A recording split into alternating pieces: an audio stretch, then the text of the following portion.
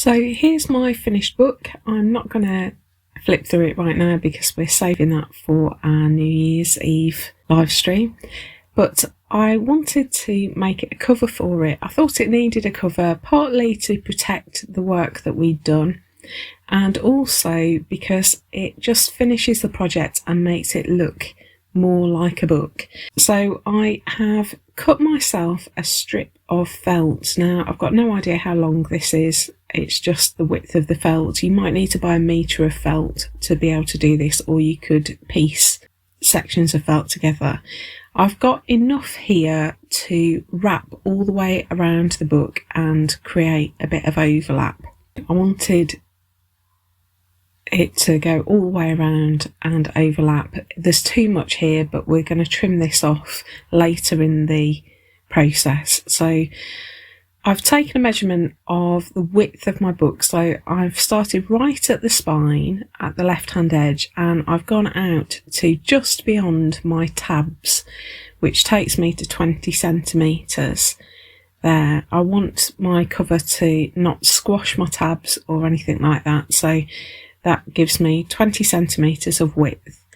And then I've taken a measurement of the height of the book as well, and I've added an extra ½ centimetre at the top and the bottom to allow me a little bit of overhang, because I don't want it to come right to the edge. I want it to drop a little bit outside the edge. So if I just fold it round, you should be able to see there's a little bit of extra at the top and at the bottom.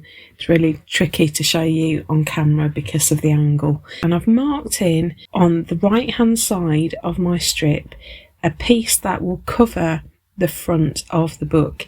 Now I know we like to work from left to right. It's a little bit counterintuitive to work on the right hand side, but when we fold our felt around the book, that will end up as the front cover. I'm going to start by embellishing this cover. This is what we're going to do over the next 12 days.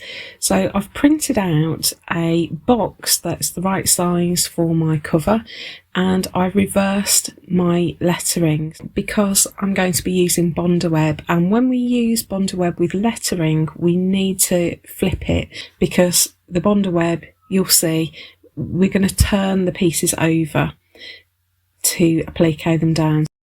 Now I can make this available on our website. Just let me know in the comments. If there's enough demand, I will do it, but it's quite a simple thing to do, so I just didn't want to insult everybody's intelligence. So I've got my Bondaweb here, and I'm going to start by just outlining all of the letters. So I'm making sure there's a bit of space in between them, and I'm just tracing round that in pencil.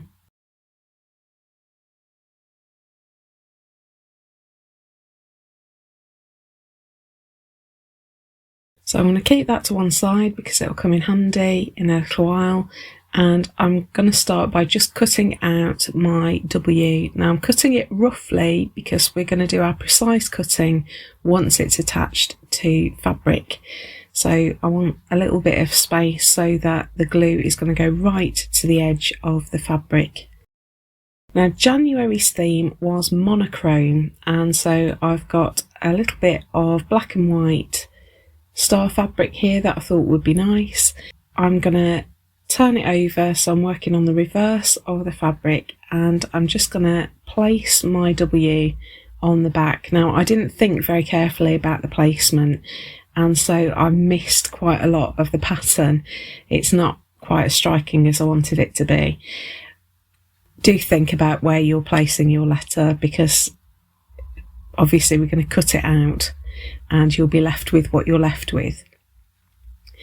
Now I'm going to work out the placement of my W here. I've just traced around the back of the letter W, and I've trimmed to the edge of the box so it fits into the top left hand corner of my shape. And now I'm going to cut out my W precisely. I'm using paper scissors because we are cutting through paper. I don't want to blunt my embroidery scissors. I'm going to peel off the backing, which leaves the glue on the fabric, and get rid of all those little bits.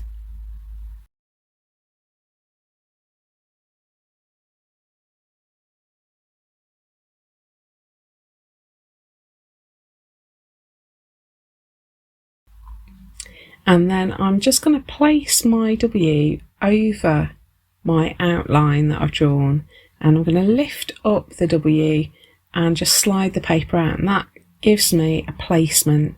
Now in future videos I'm going to do it through measuring because it became really faffy, so you could measure it. That will give you a much more precise finish. And I'm just going to hold that down. I've made sure my W is glue side down onto the felt, and I'm going to hold my iron over it for about 10 to 15 seconds to attach it to the felt. Now we know that Bondaweb doesn't like felt very much, so I want to help it out, and I thought we could add some stitching that is themed to the month that the colour scheme represents. So in January, along with monochrome, we were doing straight stitches. I've got a piece of grey silk thread here, and I'm just going to knot it. It's going to leave knots on the back, but don't worry, we're going to sort out the back later.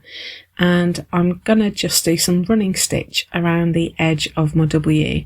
So I want to bring up my needle just inside the letter there because I want to help it stick to the felt. I want to help it attach, and I'm going to make just a series of quite small running stitches all around the outside edge of my W there. Hopefully you can see what I'm doing.